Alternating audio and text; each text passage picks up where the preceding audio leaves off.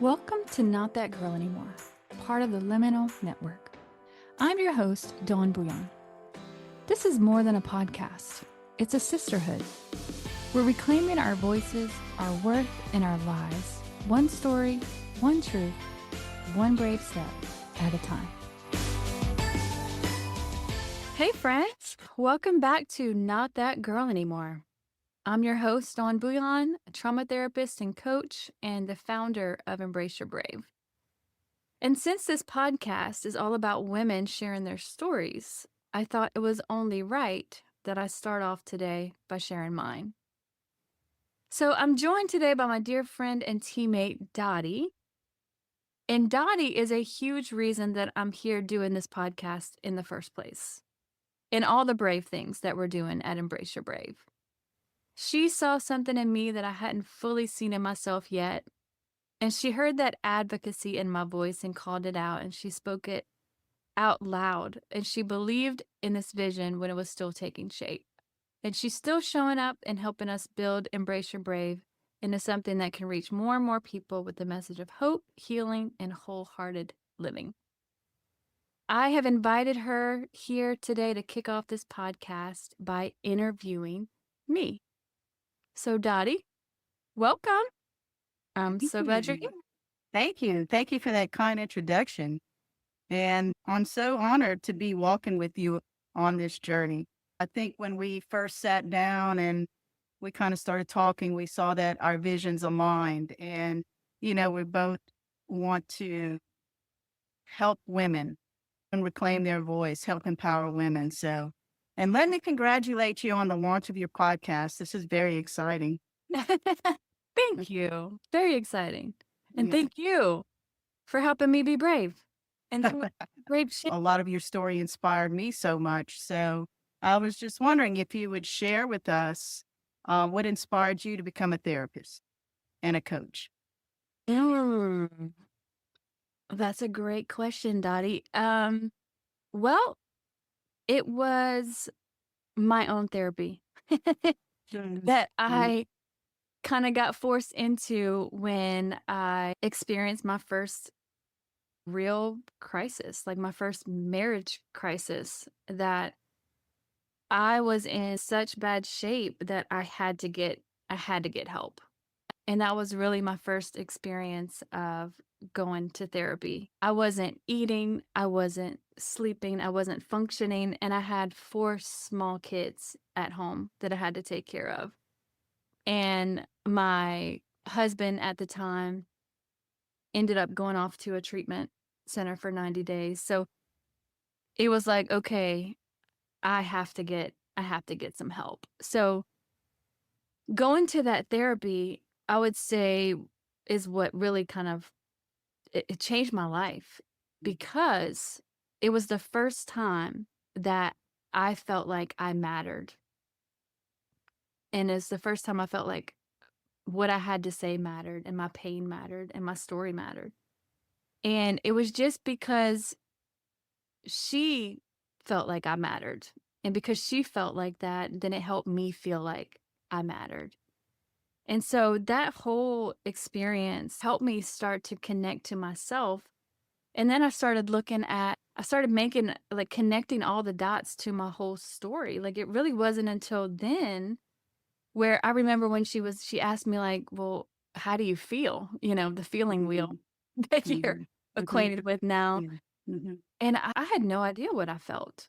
I was so in tune with maybe what everyone else felt, but asking me what I felt, I'm like, oh, I haven't really thought about that before. Oh, you mean my feelings matter? Oh, you know? And so it was just getting connected to myself, and then recognizing that the things that were happening in me that day were deeply connected to my story. And it was the first time I really started to even think about where I came from and what I've been through. Growing up for me was difficult because I had a dad that struggled with alcoholism. And so looking back on that now, I can see, like, where I started to become what everyone else needed me to be in that space, and really lose connection with myself. So therapy was really all about who am I? You Yeah. know, like w- when they kind of started asking that question, like, who are you? Y- I'm like, I have no idea. Mm. You know, Yeah. because so much of what I've done is just, I don't know, who do you need me to be? Mhm. And I'll be that. But it was really like that first time that I was saying, who am I? And really asking that question. And at that age and stage of my life, I kind of view it almost like an identity crisis. Yeah. Like this, like, Yeah. okay, wait, you It's know, the realization that, I've gone my whole life and really have no clue of who who I I am, am. and what Yeah, do I want? What do I like? right. Yeah. That process of like really getting to know myself and really um healing, Mhm. really starting to heal and reconnect with myself, it helped me understand that we can all heal. And it made me want to be part of helping other women heal. At that time in my life, I remember when the therapist looked at me and was like, "Have you ever thought about becoming a therapist?" And I was like, "Shut Mhm. up." Because Mhm. all I could think about at that time was like going to grad school. And I'm like, I can't go to grad school.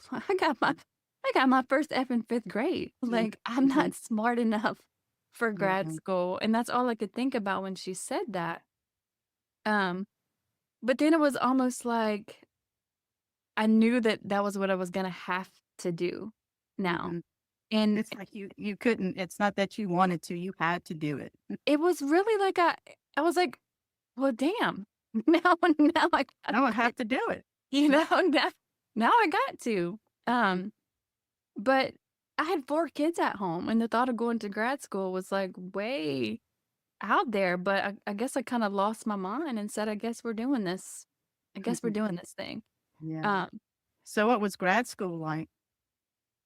oh, man. You know what? Grad school was really probably one of the most healing experiences for me, like, spiritually speaking, because it was a Christian grad school, and they were really what opened my eyes up to, like, social and cultural, understanding people in the context of their story. They had this class there called, The Life of the Counselor, and that was, like, one of my favorite classes because that was really, where I started getting a totally different vision of God and a different vision of Jesus than I had Mhm. growing up. Because honestly, at this time in my life, from what I had learned about Jesus and God and the church up until that point, my mindset was like, I'm gonna have to leave Jesus out of the room if I'm Mhm. gonna Yeah. go in and help these people that are like so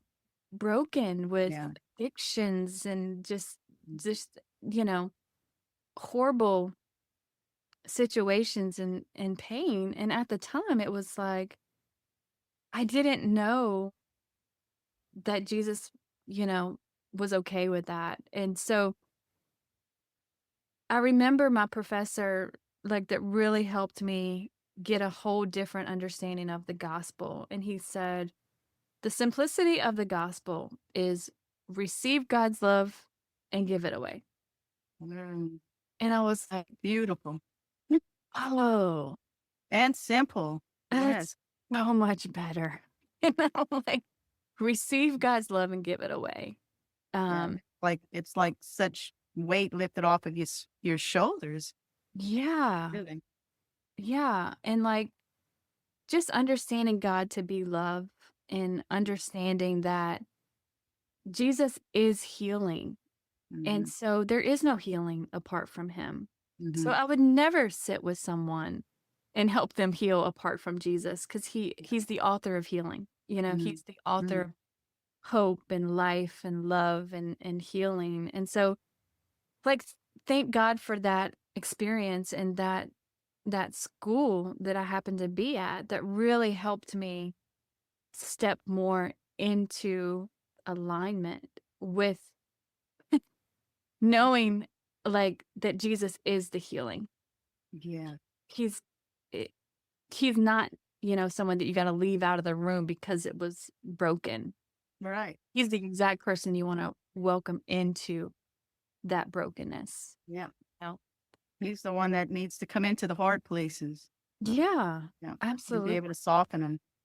Yeah. So that was where I learned that. And I did come from a lot of spiritual pain Mm, or what I experienced growing up. So that's why I say my time at Richmond um, was very healing for me. It was healing because I was doing brave things every day to show up and write 12-page papers at 2 a.m., like, but it was also so healing, like from the inside, and my relationship with God and my relationship with myself, and really, coming to terms with some of that so that I could sit with people yeah. and help them Yeah. heal too. Yeah. Because if you're not healed or on your journey to being healed, then how are you going to heal people? Yeah, Mm, I just don't it doesn't work out very well, you know? right. Doesn't work out very well. If you haven't done your own healing for sure as a therapist, you know, um, you're gonna have a really difficult time helping other people heal. So having that spiritual transformation at Richmond, how did that help you become a better therapist? I mean, having those experiences to me would really help you in being able to help other people. Oh, yeah, As yeah, absolutely. And it's really just like seeing them as people and people that have a story. And you know, it was at Richmond that I came up with that quote that I now have built Embrace Your Brave upon, which is behind every face is a story to be told, is a voice to be heard, is a soul to be healed, and a dream to be discovered. But like that healing was so foundational to me being able to see people in that way. Mhm, And that's how I try to see people every day now. And when I sit with people, I think about them in terms of their story. mhm. Well, And that quote in it of itself was very, very inspiring to me. All the name "Embrace Your Brave" says so much in just that little phrase, "Embrace Your Brave," because you have to be brave to step out and do any of this, and tell me so about it. how did that come about, Embrace Your Brave? Is that just from your own experiences? Like, that's what I did, so I think it just, it encompasses what recovery is about, embrace Mhm, your brave. Every day is a choice, every day is a new choice to embrace your brave or mhm, embrace your recovery, embrace what it looks like to, you know, live a life connected to yourself and what's in your best interests. And I mean, that name kind of came to me quickly when I needed to form an LLC. And like came in, just in like a day, but it just, really flows well. Like maybe I found out about it that quickly, but it's always kind of, you know, Well, been it does definitely encompass who you are, mm, because all of the things that you're doing, building the business, starting coaching programs and all of those kinds of things, it's all very much embracing your brave, mhm, and it's stepping out, it's doing things, even though they're scary. mhm. What was it you said earlier? Um, oh, you said something about um it's something that you always wanted to do, but it's the scariest thing you've ever done. Oh, Something this that podcast? well, this podcast and just about everything else Just that about everything else in my um, life. It's like my dream and my biggest fear yeah, collide. that's yeah, It's like so it's like extreme. we wanna do it, because it's like, it's part of the dream. It's part of, like, the throw up dream, like my friend says, like, Mhm, but it's terrifying, mm, And so mhm. it's like those 2 things colliding together. Um, it's kinda how this feels every day. But the mission and the vision behind Embrace Your Brave is such a timely one. It's one that's needed. Mm, I just think from my own experience, um, it's such a powerful message for women to realize that they do have a voice, mhm. and that they can be empowered to use that voice. It's just a matter of reframing and getting rid of all of those conditions that we've grown up with. Right. And Well, and I think that's one of the cool things, like, it's one of the reasons I love my job so much, right? Because when I'm sitting with these women, it's not it's not about, you know, doing anything for them. It's empowering them mhm, to see what they've just haven't seen yet. Like it's like you see them, but they don't see them yet, and you help them see them. And then mhm, you help them like I have the coolest job because I literally see women's lives be, like, transformed. Like, mhm, they come in day 1, like, have no idea who they are, can barely function, some of some of them, just like I was when I first came into mhm, therapy. Um, and, like, you slowly see them reconnect to themselves and to their story, and then you see them, like, take their power back. yeah, And you see them, like, really step into who they are, who they've always been. It's mhm, just that life had beaten them down so much that they couldn't even see who they were anymore. And so, it's just, like, the coolest, you know, job to have. But that embrace your brave thing, it's like, it's not enough that I'm doing some of that, like, I wanna help everybody else do that too. Like, mhm, whatever that looks like in your life. Like, what does it look like to embrace your brave? And, right. when people show up to my office, I'm already like, "Woo, let's Mhm. celebrate that." That's brave. That is Yes. so brave, like, you made that phone call, you Mhm. even drove here, you got out of the car, And you we came. coulda stayed in the Mhm, car, mhm. you know? That's But right. then you sat on the couch, and then for many people, like, they're letting me in to their most broken space Mhm, they've never let anyone into mhm, before, and so they're trusting me with that, and then I get, like, that front row seat of, like, building them up and empowering them and saying, "You matter. Your story matters. Your pain matters," right? And, like, connecting with people in the eye, and there's something that just kinda happens, and for many women, they've never been told that before. mhm. They Yeah. they've never even realized that, like, they have a story and, like, Mm, they they matter and, like, they have a dream too, It's crazy how almost, like, foreign that thought is to some people, especially when yeah. they first sit down in there, but by the end of the process, they're, like, dreaming again. Right. You tend to forget your dreams when you're conditioned to take care of everybody else.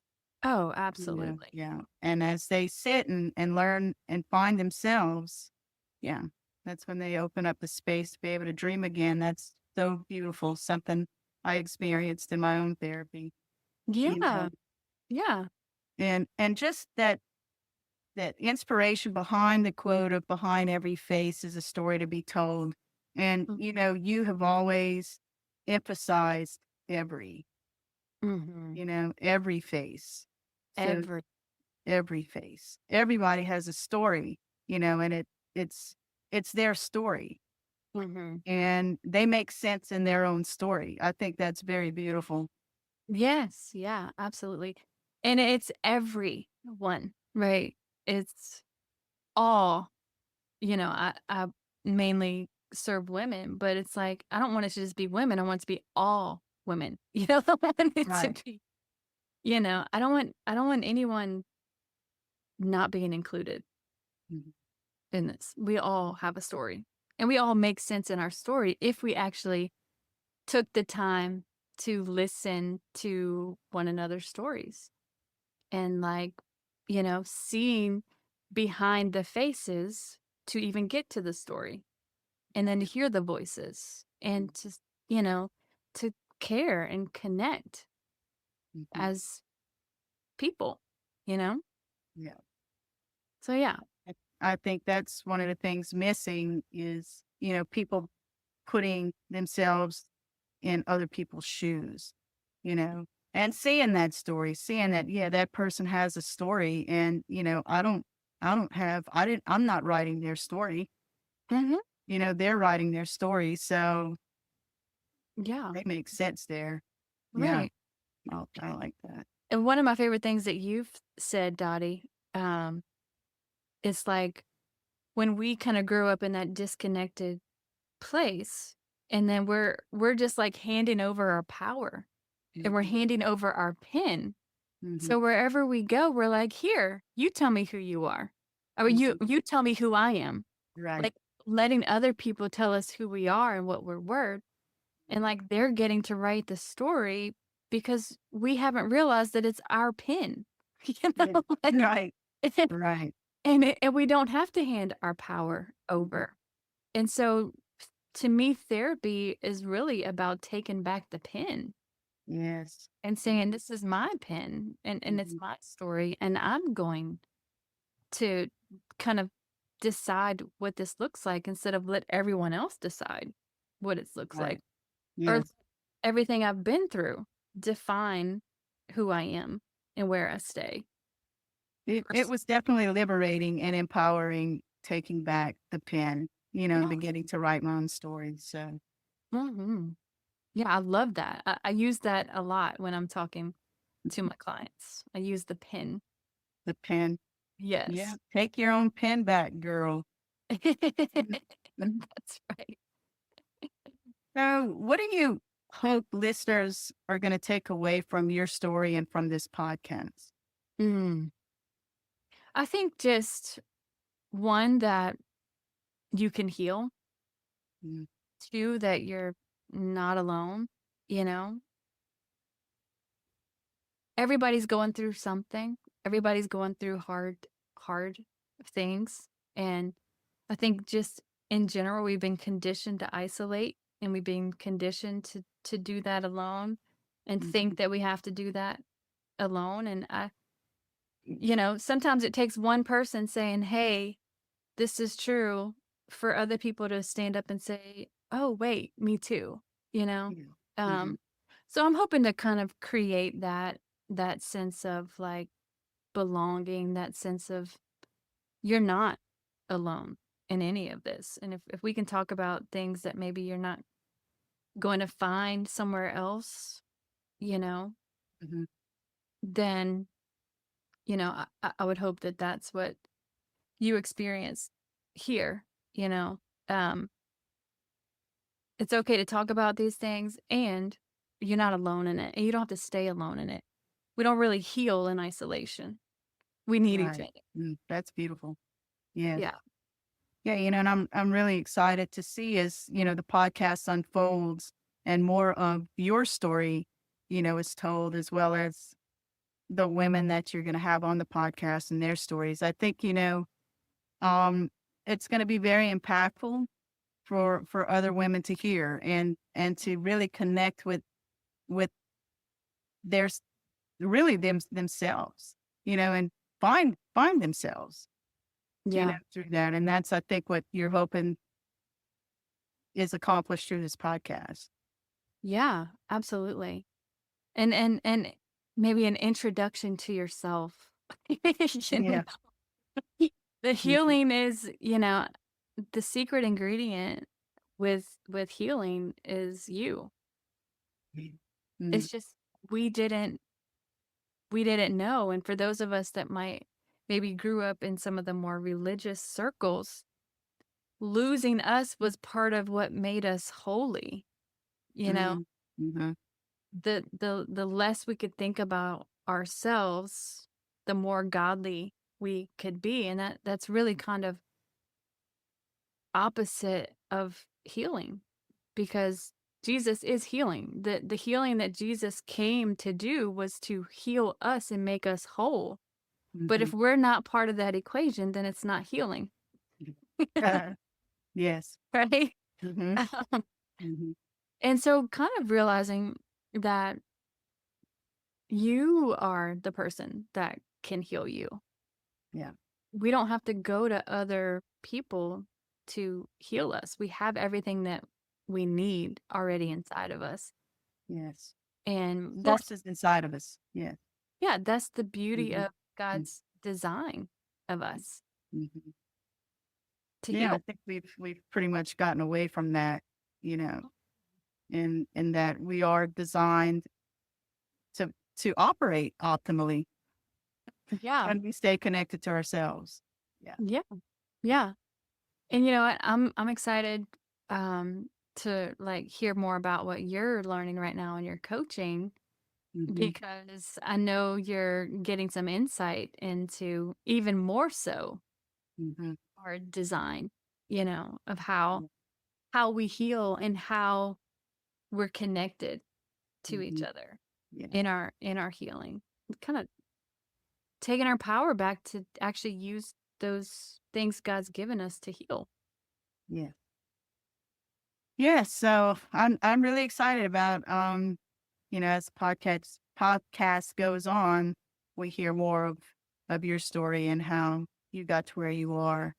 And um thank you for sharing all of that. Thank you guys so much for joining us and holding space for some of my story.